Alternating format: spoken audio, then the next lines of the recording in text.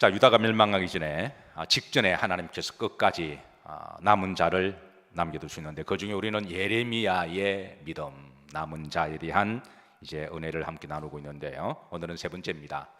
자, 지난번에 하나님이 예레미야에게 환상을 보여주셨습니다. 두 가지 환상을 보여주셨는데 첫 번째 살구나무 환상입니다. 우리나라 말로는 살구나무로 번역되어 있지만 사케드 나무라고 말씀드렸습니다. 사케드 나무를 번역하면 어떤 나무라 그랬나요?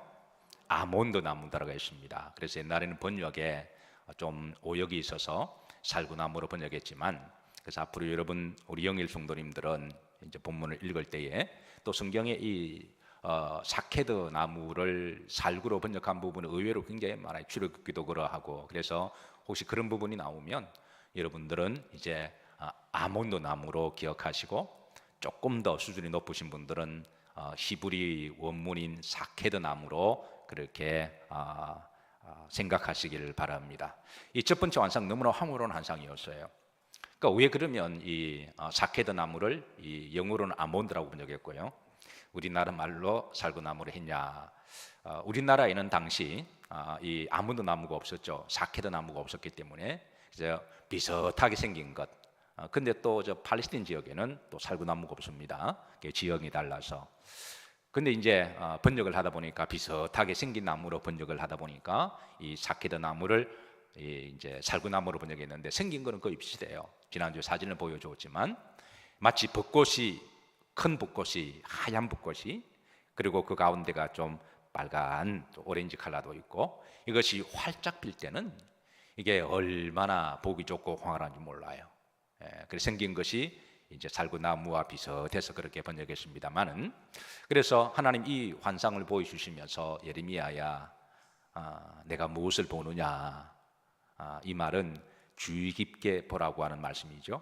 그래서 자세히 보라, 눈을 크게 뜨고 자세히 보니 이제 사케드 나무가 보입니다. 나무 자체가 굉장히 황홀합니다. 아름답고 신비롭고. 그래서 첫 번째 환상은 너무 황홀한 환상이었어요. 너무나 행복한 환상이었고, 그리고 또 이제 소망의 환상인 거는 이 사케드 나무가 이스라엘 지역에서 제일 첫 번째로 피는 나무죠.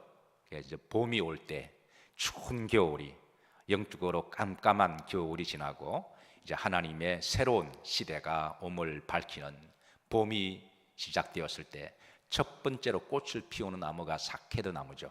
그래서 그 꽃이 피면, 몽우리가 나면 겨울은 지나고 봄이 온다라고 하는 신호를 주는 그런 이 나무와 꽃이기도 합니다. 그래서 이 사케드 나무를 흔히 히브리인들은 반농담 반진담으로 이제 그 탈무드에 그런 퀴즈 같은 것들이 있는데요, 그 랍비들이 그 학생들에게 가르칠 때 퀴즈 중에 하나가 하나님이 가장 좋아하시는 나무는 어떤 나무일까? 선악과가 아니라 사케드 나무라고 그렇게 알려주므로, 그래서 깨어있는 나무, 이 나무 자체가 깨어있는 나무, 그래서 어둠 속에 제일 먼저 깨어서 시대를 잘 분별하고 이제 깨어있음을 밝히고, 그리고 이제 깨어있을 뿐만 아니라 주변 사람들에게도 깨어있으라라고 하는 말씀이죠. 그래서 이 환상을 보여주신 것은 영적으로 이제 너는 깨어있으라, 깨어있으라. 여러분 예배 때마다 항상 깨어있으시기를 주의 이름으로 축복합니다.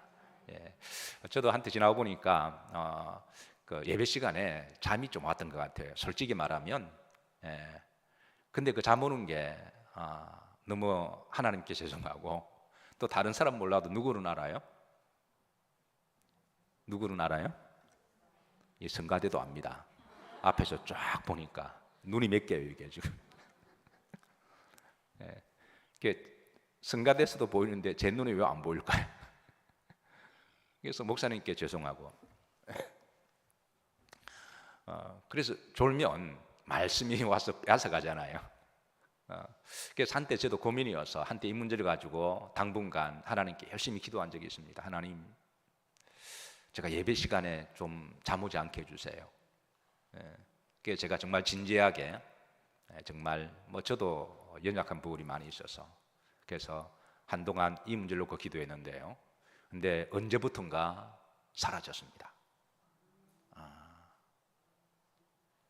언제부턴가 정말 사라졌어요. 그래서 그 언제부턴지는 모르겠지만 언제부턴가 사라졌습니다. 하나님이 기도를 들어주셨어요. 아무리 피곤하고 좀 힘들어도, 그래서 예배 시간에 여러분 혹이라도 여러분 좀 피곤한 거 충분히 이해가 됩니다. 오죽 힘드시면 주무실까. 근데 기도하시길 바랍니다. 그러면 이제 하나님께서 깨워주십니다. 어쨌든 이 사케드라고 하는 뜻이 바로 깨어있는 자, 남아있는 자라고 하는 뜻이죠. 황홀한 환상이었습니다. 여러분 환상을 꾸신 적이 있으십니까? 비몽, 사몽도 포함해서. 자, 그런데 두 번째 환상은 끓는 가마 환상인데요. 북쪽에서 큰 솥이, 엄청나게 큰 쇠솥이 기울어서 이제 남쪽으로 기울어져 있는데 그 안에 물이 펄펄 끓고 있습니다. 그런데 보기만 해도 두렵습니다. 느낌으로 뭔가 두렵고 무섭고, 그런데 그 가마가 이제 점점 기울어져 갑니다. 자, 1장 13절입니다. 두 번째 환상은 이렇게 시작됩니다. 합독합니다. 여호와의 말씀이 다시 내게 임하니라. 이르시되 내가 무엇을 보느냐? 대답하되 끓는 가마를 보나이다. 그 윗면이 북에서부터 기울어졌나이다 하니 내가 무엇을 보느냐? 하나님이 물으신 거는 한 번 질문하심으로 한 번 되새기라는 거죠. 관심을 집중하기 위해서입니다. 심리적으로 하나님께서는 우리의 마음을 그렇게 집중시키십니다. 무엇을 보느냐? 예레미야가 자세히 봅니다. 보니까 무엇을 보나이다? 끓는 가마를 보나이다. 그 큰 가마가 안에 물이 펄펄 끓고 있습니다. 그 윗면이 북에서부터 기울어졌나이다. 방위가 위쪽에서부터 남쪽으로 이렇게 기울어졌다라는 거죠. 그런데 자세히 보니까 그 안에 물이 펄펄 끓고 있습니다. 자, 그런데 그 방위가 북쪽에서 남쪽으로 기울어졌는데 그게 만약에 물이 끓어 넘치게 되면 어떻게 될까요? 물이, 끓는 물이 그렇게 밑에 덮겠죠. 근데 그 끓는 물이 그 밑에 있는 사람들이 바로 유다민족이라면 이거는 정말 끔찍한 환상입니다. 여러분 혹시 악몽을 꾸신 적이 있으세요? 저는 꾼 적이 있습니다. 계시록을 한참 연구할 때입니다. 정말 계시록을 하루에 10시간씩 6개월 동안에 집중적으로 해서 연구할 때가, 이단들이 하도 계시록과 장르, 요즘 또 신천지가 슬슬 기어 나온다 그러죠.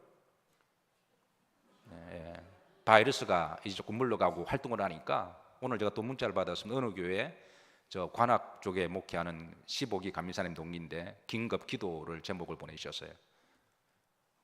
주변에 신천지들이 슬슬 돌아다니면서 교회에 또 침입한다라는 거, 기도해달라고. 하도 이단들이 계시록과 장난을 많이 쳐서 뭐 예나 지금이나 하는 수법이 비슷해서 말씀을 요구시키는 거니까 이참에 그냥 계시록을 좀 집중적으로 기도하면서 하나님께서 부르주시기를, 그렇게 해서 하루에 10시간 6개월 동안 제가 계시록을 연구했습니다. 특별히 계시록 13장을 연구했을 때요. 근데 어느 날 밤에 제가 꿈인지 비몽인지 무서운 것을 제가 봤습니다. 그게 얼마나 무서운지 지금도 제가 가끔 생각이 나요. 지금도 가끔 하나님이 보여주신 것이 그게 단지 꿈인지 아니면 나에게 어떤 메시지를 주는 것인지 제가 질문을 할 때가 있습니다. 예레미야가 이 끔찍한 환상을 봤습니다. 얼마나 두려웠을까요?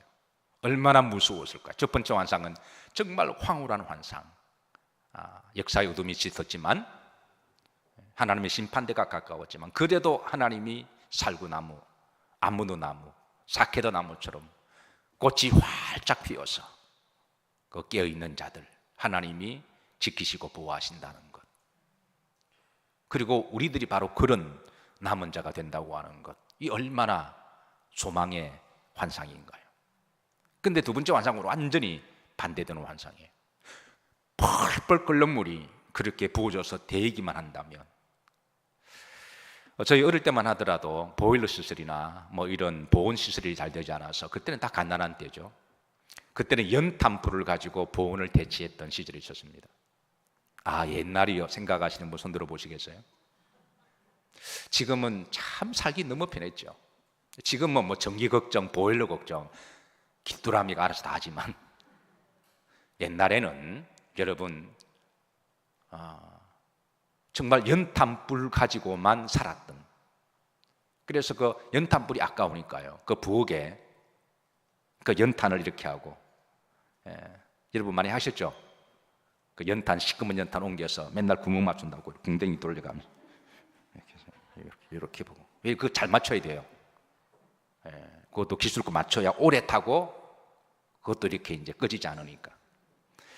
근데 그 불이 아까우니까 거기에다가 항상 우리의 어머니들이, 우리의 누님들이 그 위에 뭘 올려놓나요? 물을 올려놓죠. 이렇게 솥 같은 데다가 그 양댕이, 뭡니까, 양순인가요? 양동이 같은 솥에다가, 쇠솥은 아니고 그 양동이 같은 솥을 올려서, 그래서 올려놓으면 이제 그 물이 펄펄 끓잖아요. 이제 그 물을 가지고 세수를 하기도 하고, 그 물을 가지고 또 옷을 삶기도 하고, 그래서 그렇게 물을 귀하게 보일링해서 그렇게 썼습니다. 아마 집집마다 다 그랬을걸요. 아마 저희 집도 그랬습니다. 제가 그때 어릴 때인데요. 근데 이제 항상 부엌에 가면 그 선반에 먹을 게 있잖아요. 먹을 게 귀하던 시절에 그게 좀 몇 가지 좀 올려놓고, 그래서 제가 그걸 왔다 갔다 하면서 펄펄 끓는 물을 보면서 늘 두려운 마음이 있었어요. 그리고 그 선반 위에, 그게 뭐 별로, 그것도 뭐 라면 쪼가리 이런 것들입니다. 옛날에 라면 쪼가리 귀했습니다. 뭐 별로 귀한 것도 아닌데 어쨌든 뭐 계란 먹다 남은 거, 이런 것들, 밥 먹다가 남은 거, 반찬 먹다가 남은 거, 이런 쪼가리들. 뭐 저희 집만 그랬나요? 근데 이제 그 위에 그거를 집으려면 키가 작고 팔이 짧으니까, 그래서 그게 참 집을 때 아슬아슬하게 집기도 하고, 내 마음속에 언젠가는 이게 빠진다. 저는 그때부터 예언은사를 받았어요. 언젠가는 이게 위태위태한 거죠. 그러다가 어느 날 그걸 집다가 벽을 집었는데 짧은 손 가지고 그걸 쭉 미끄러지는 바람에 오른쪽이 펄펄 끓는 물에 솥에 들어간 거예요. 안타까워 하시는 것하고 기분 좋은 것하고 다른 거예요. 근데 또 옛날에는 옷은 다 나이론 옷이었어요. 지금처럼 면 옷 같은 게 아니었습니다. 그죠? 옛날에는 뭐 커튼 같은 게 정말 잘 사는 사람들이었고, 대부분 이렇게 뜨개질해가지고 뭐 이렇게 나이론 같은 거니까, 그게 뜨거운 거 딱 붙으면요, 그냥 화학적으로 쫙 결합이 되거든요. 그래서 제가 그때 초등학교 3학년, 2학년 때입니다. 그러니까 제 오른쪽 손이 이렇게 싹 들어가서 천만다행으로 머리가 안 들어간 게 다행이죠. 제가 머리가 들어갔다면 아마 목회 못했을 거예요. 들어가서 순간적으로 너무 그러니까 어머님이, 정말 어머님은 다르더라고요. 아버님은 어디 계신지 모르겠지만 아버님이 일 나가셨습니다. 어머님이 손살같이 달려오더니 엎드리라 그러시더라고요. 그게 무슨 말 몰랐지만 일단 엎드리라 그래. 엎드렸는데 내 등에 있는 옷을 잡고 쫙 벗기시더라고요. 그러니까 어머님 아신 거예요. 이거 놔두면 이게 그냥 달라붙어 나중에 큰 수술을 하시고. 그래서 어머님의 순발력으로, 그래서 제가 순발력이 있습니다. 어머님을 닮아서 옷을 쫙 벗겼는데 오른쪽이 벗겨지는데 여기에 살이 밀려서 이까지 이렇게 살이 다 밀려오더군요.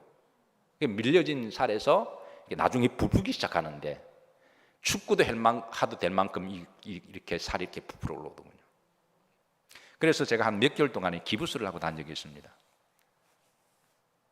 그때는 뭐 병원 갈 형편도 안 되고, 그때는 민간요법으로 주로 하면 뭐 그렇게 이렇게 된장 바르고 이렇게 그러던 시절이었습니다. 근데 제가 어린 나이에 그때 또 정거리 법칙을 깨달았습니다. 그 동네에서는 제가 그 일을 당하기 전만 하더라도 그래도 제가 그 또래에서는 제가 골목대장이었는데, 나에게 충성을 다하던 서열 넘버 2가 내가 오른쪽 손을 못 쓰니까 일일이 자리를 넘봐서 제가 눈물을 머금고 자리를 넘겨주었습니다. 그 세월이 6개월이었습니다. 속으로 6개월만 지나고 보자. 그래서 6개월 만에 삼바가 돌아왔습니다. 그래서 삼바의 자리를 넘보았던 신바죠. 라이온킹의. 그래서 다시 평정을 시켰는데, 어쨌든 그때 어린 나이에 인간은 또 이런 거구나 또 경험했습니다. 그래서 지금 이 흉터가 있어요. 오른쪽에 보면 이렇게 벗으면 남들은 문신인 줄 아는데 이 흉터가 아직까지 지금 많이 좀 희미해졌는데도 흉터가 이렇게 남아 있습니다. 이황제 수치를 드러냈으니 하나 더 이야기하겠습니다. 제가 워낙 개구장이어서 한 번 더 그 물에 대었습니다. 그게 주저앉아 가지고 그게 펄펄 끓는 물에 그게 이제 그 옷을 끓인다고. 여러분 너무너무 좋아하시네. 제가 한번 이걸 모아서 주일날 한번 설교해야 되겠군요. 뭐 교인들이 즐겁다면 제가 못할 일은 없죠. 그 이제 빨래를 삶는다고 그 빨래 삶는 물은 100도가 더 넘어요. 오고 가다가 그게 또 주저앉았네. 그때는 우리 누님이 쫓아와서, 그때 누님은 이제 우리 집이 7남매니까 누님이 나이가 많죠. 시집갈 때가 되니까 뭔가 조금 성숙하신 분이셨습니다. 저는 그때 어리니까 저는 순진했었고, 그런데 바지를 벗기더니 제일 먼저 그를 보더군요. 제가 그 시기라고 말하지 않겠습니다. 그러니까 어린 나이 이 기능을 제대로 할까, 이게 누님이 걱정을 하신 거예요. 그걸 보더니 됐다. 근데 이제 그 밑쪽에 궁뎅이는 홀라당 닦아졌습니다. 오늘 찬송이 은혜였습니다. 하나님의 은혜가 아니었으면. 제 가정사를 이야기하면 언젠가는 이야기할 기회가 있겠지만 여러분 눈물 없이 들을 수 없는 근데 사실 목회자가 사실 가정사 자꾸 이야기하는 거는 좀 섞어서 가급적 좀 자제를 하는데, 어쨌든 이게 끓는 가마, 여기에 대한 두려움, 이게 이제 말씀 보다 보니까 생각이 나서 좀 그랬습니다만은, 이 예레미야가 볼 때 그 큰 북방에 있는 큰 끓는 가마 보는 것도 두려운데 무서운데 이게 기울어져서 이게 밑으로 부어지는데요. 이게 또 소스라치게 놀란 것이 바로 그 밑에 붙는 대상이 유다 주민들이라는 거예요. 자, 보십시다. 14절 이어서 보십니다. 합독합니다. 여호와께서 내게 이르시되 재앙이 북방에 일어나 이 땅의 모든 주민들에게 부어지리라. 예레미야가 이 환상 보고 하나님의 설명을 들었을 때 얼마나 소스라치게 놀랐을까요?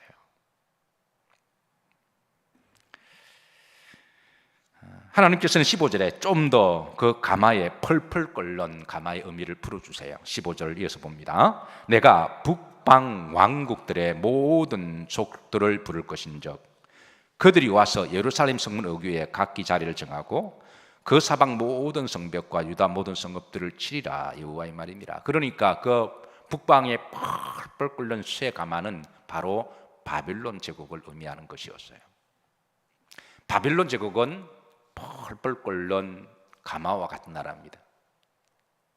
그런데 여기 보면 북방 왕국들이라고 복수를 사용하고 있습니다. 북쪽에 있는 왕들. 이건 그 당시 역사적으로 보면요, 바벨론 제국이 이제 주변의 나라를 정복하면서 정복한 나라들이 다 바벨론 나라의 속국이 되었습니다. 그래서 바벨론 제국은 그 여러 속국들을 거느리고 힘을 더 모아서 연합체를 만들어서 바벨론 제국의 마지막 그 고을은 당시에 지는 해라고 말하는 애굽 제국을 치는 것이었습니다. 그 애굽 제국을 체험한, 이제 하늘의 태양이 두 개 있을 수가 없으니까 명실공히 유일하게 그 고대 근동 지방의 최고의 제국으로 등극을 하는 것이기 때문에, 그래서 그 애굽을 치러 가는 그 여정 길 골목 가운데 남쪽으로 내려가는 길에 유다가 자리 잡고 있었거든요. 근데 유다의 정책을 가만히 보니까 하나님은 예레미야 선지자, 이사야 깨어있는 선지자를 통하여 어쨌든 지금 이 시대는 하나님이 바벨론을 들어 서시는 시대니까 바벨론과 대적하지 말고, 그래서 바벨론에게 그래서 어떻게 하든 바벨론과 대적하지 말고 친바벨론주의를 펴라고 말씀을 주셨어요. 근데 당시 유다 정가에서는 친바벨론보다도 친애굽 정책을 펴는 관료들이 더 많아서 그래서 겉으로는 바벨론을 이렇게 유화를 하는 것 같지만 속으로는 친애굽 정책을 치고 있었습니다. 근데 이게 바빌론 제국이 모를까요? 그 당시만 하더라도 지금처럼 스파이 같은 것들이 다 있었기 때문에. 그래서 이 바빌론 제국이 이 유다라고 하는 나라는 겉으로는 바빌론 편이다 이야기하지만 속으로는 친애굽 정책을 쓰고 있기 때문에 이런 나라를 그냥 놔두고 만약에 유다를 지나서 남쪽으로 가서 애굽을 칠 때 뒤통수에서 유다가 바빌론을 칠 것을 염려했던 거죠. 그래서 믿을 수 없는 유다. 그래서 내려가는 길에 유다는 가볍게 살짝이 밟고 유다를 그냥 아예 정복을 해버리고, 그리고 이제 애굽으로 쳐서 애굽을 정복하는 게 바빌론의 거대 정책이었고 목적이었어요. 1941년에 일본이 거대한 정책을 기획을 합니다. 소위 대동아 전쟁이죠. 대동아 전쟁이라고 하는 것은 일본이 지구의 동쪽을 다 먹겠다고 하는 정책이잖아요. 이미 서쪽은 히틀러가 거의 다 먹어가고 있고, 그래서 일본이 히틀러에게 서로 서신을 보내서 천황이 서로 불가침 조약을 맺고, 당신들과 우리는 거리가 너무 극동극서니까 당신들은 서쪽을 먹고 우리는 동쪽을 먹는다. 그래서 서로 협약을 하고 일본이 이제 동쪽을 다 먹기로 그렇게 결정을 하고 소위 대동아 전쟁을 1941년에 기획을 합니다. 그리고 동쪽을 다 먹기 위해서는 가장 큰 제국 소련하고 중국을 삼게 되잖아요. 그런데 그 길로 가는 길목이 어디가 있습니까? 우리나라가 있잖아요. 그러니까 우리나라는 살짝 그냥 밟고 지나가서 그렇게 해서 이제 대동아 전쟁을 성취하려고 그랬던 거죠. 근데 지나고 보니까 하나님이 기가 막히게 도우셔서 그렇게 교만하고 그랬던 나라를 하나님이 정리해 주시고 우리나라가 하나님 은혜로 독립이 되었습니다. 어쨌든 대동아 정책 여러분 잘 알고 있는 거니까 그 바빌론 제국이 그랬다라는 거예요. 바빌론 제국은 끓는 큰 속가마와 같은 나라에서, 그래서 이 나라 이 물이 한번 유다가 되어지게 되면 그 민족이 홀라당 다 이렇게 껍질 벗겨주고 삼키게 되는 그런 환상을 보면서 얼마나 두렵고 놀랐을까요? 무서웠을까요? 자, 그런데 하나님께서는 왜 이런 일들이 일어나는지 그 영적 이유를 진단하게 하십니다. 그게 이제 16절에 있습니다. 16절에 보면, 자, 16절에는 세 가지를 말씀합니다. 첫 번째, 무리가 누구를 버리고 나를 버리고 다른 신들에게 분향했다라는 거예요. 첫 번째, 이런 이유가 일어나는 것은 무리가 나를 버렸다. 하나님을 멀리 떠났다라는 거예요. 이미 유다는 종교적인 껍데기만 남아있고 영적으로는 탕자였습니다. 두 번째는 중반절에 보면 자기 손으로 만든 것들의 마여선적 절하여선적, 그러니까 우상 숭배를 했다고. 하나님 외에 다른 것들을 우상으로 삼았다라는 거죠. 세 번째입니다. 후렴절에 보시면 그들의 모든 죄악을 그랬습니다. 그러니까 유다의 죄악은 단순하게 하나님을 떠나고 우상 숭배만이 아니라 각종 범죄, 부정과 부패가 만연했던 거예요.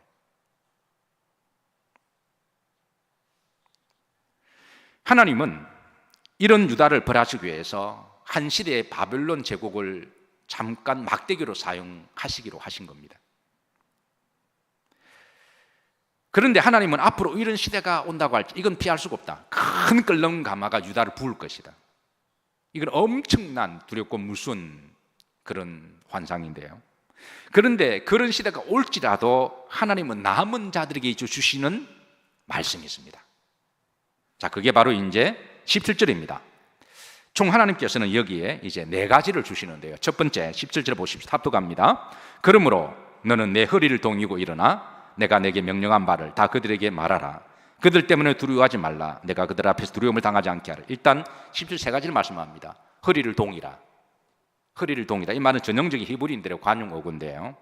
이 말은 마음을 굳게 하라는 거예요. 우리가 싸울 때 허리를 딱 동여매고 딱 자세를 딱 잡잖아요. 그러니까 이는 앞으로 믿음으로 굳게 쓰라는 겁니다. 마음을 좀 굳게 잡고 허리를 동이라. 두 번째, 그들에게 말하라. 그러니까 하나님의 말씀을 전하라는 거예요. 하나님의 말씀을 담대하게 전하라. 어쨌든 우리 그리스도인들은 디아스포라 인생인 줄로 믿습니다. 흩어져서 뭐 뿌리는 자, 씨를 뿌리는 자. 그들에게 담대하게 전해라. 세 번째입니다. 뭐 하지 말라? 두려워하지 말라. 그들 때문에 두려워하지 마라. 내가 그들 앞에서 뭐를 당하지 않게 하리라? 두려움을 당하지 않게 하리라. 두려워하지 마라. 그런 일이 있을지라도 내 허리를 동요 메고 믿음으로 끝까지 정신 차리고, 호주가 몇 년 전만 하더라도 산불 때문에 홀랑 탔대죠. 근데 지금 놀라운 속도로 복원된다 그럽니다. 이 자연이라고 하는 게 그런 치유력이 있다는 거죠. 얼마 전에 동해가 또 불이 났잖아요. 그런데 그 자연적인 치유가 있어서 그 자연 속에 하나님의 손길이 있는 거죠. 놀랍도록 복원되는 거죠. 근데 호주가 그렇게 홀랑 탔는데 그 가운데도 남아있는 나무들이 있었다라는 거예요. 그러니까 아무리 환란과 핍박이 있다고 할지라도 알곡은 더욱더 알곡으로 남아있고, 죄송합니다만은 가라지는 또 어차피 또 그렇게 또 밖으로 나가는 거죠. 두려워하지 마라. 남은 자가 있을 것이다. 그러면서 18절에 보십시다. 합독합니다. 보라, 내가 오늘 너를 그 온 땅과 유다 왕들과 그 지도자들과 그 제사장들과 그 땅 백성 앞에 견고한 성읍, 쇠기둥, 노성벽이 되게 하였습니다. 그러니까 쇠기둥, 노성벽. 그러니까 아무리 물이 펄펄 끓는 것이 갖다 부어도 그게 쇠기둥 안에, 쇠그릇 안에 그게 들어가 있으면 그 끓는 물이 그 사람을 끓일 수는 없는 거잖아요. 하나님이 그렇게 보호하시겠다는 거예요. 그런데 하나님이 그 쇠기둥, 이게 쇠성벽, 펄펄 끓는 물을 막아낼 수 있는, 견뎌낼 그 100도를 견뎌내는 그 보호막이, 그 쇠 보호막이 뭘까요? 그게 바로 따라서 하십니다. 하나님이십니다. 그래서 그 다음에 19절에 보면 내가 너와 함께하여 너를 구원하고 지킬 거라는 거예요. 19절 합독합니다. 그들이 너를 치나 너를 이기지 못하리니 이는 내가 너와 함께하여 너를 구원할 것임이니라. 누구의 말이니라? 여러분, 여호와의 말씀이면 100% 믿으시기를 주의 이름으로 축복합니다. 그러니까 하나님이 아무리 세상이 펄펄 끓어서 삼키고 불이 나서 태운다고 할지라도 하나님이 그렇게 성벽이, 노성벽이 되어 주셔서 어떻게 보호하시고 어떻게 지키실 건 그건 몰라요. 그건 하나님이 알아서 하실 일입니다. 그러나 분명한 것은 우리가 허리를 동이고 믿음의 자리 지키고 있으면 하나님이 지키신다라는 거예요. 자, 그러면서 하나님은 이어서 말씀하십니다. 예레미야 5장 1절인데요. 자, 다 같이 한번 합독합니다. 너희는 예루살렘 거리를 빨리 다니며 그 넓은 거리를 찾아보고 알라. 너희가 만일 정의를 행하며 진리를 구하는 자를 한 사람이라도 찾으면 내가 이 성을 용서하리라. 그러니까 한 사람을 찾아라. 여기는 여러분 단 한 명만 찾아라는 말씀이 아닙니다. 여기 남아있는 한 사람은 남아있는 자들의 대표 단수를 이야기하죠. 당시 그래도 믿음으로 남아있는 사람이 예레미야 한 사람뿐이었을까요? 아니요. 이사야도 있었거든요. 다니엘도 있었거든요. 그런데 단 한 명은, 딱 한 명만 남아있다는 말이니까 딱 한 사람만 찾아라는 말이 아니라 이는 그만큼 수가 적다라고 하는, 남아있는 자들의 대표 단수가 한 사람으로 비유한 것은 많지 않다라고 하는 뜻이죠. 그러나 많지 않아도 그런 남아있는 사람들이 있다라는 거예요. 그런 사람을 예레미야를 향하여 너는 사케드 나무가 되어서 너도 시대를 잘 분별하고 끼어 있지만 너가 다니면서 잠자고 있는 사람 깨워서 그런 사람들을 찾아라는 겁니다. 그 남아있는 사람들이 있다라는 거예요. 적지만. 말씀을 정리합니다. 사랑하는 성도 여러분, 오늘 이 시대에 남아있으시기를 주의 이름으로 축복하고 여러분의 믿음의 자리 여러분들이 지키시기를 주의 이름으로 축복합니다. 우리 찬양 들으시고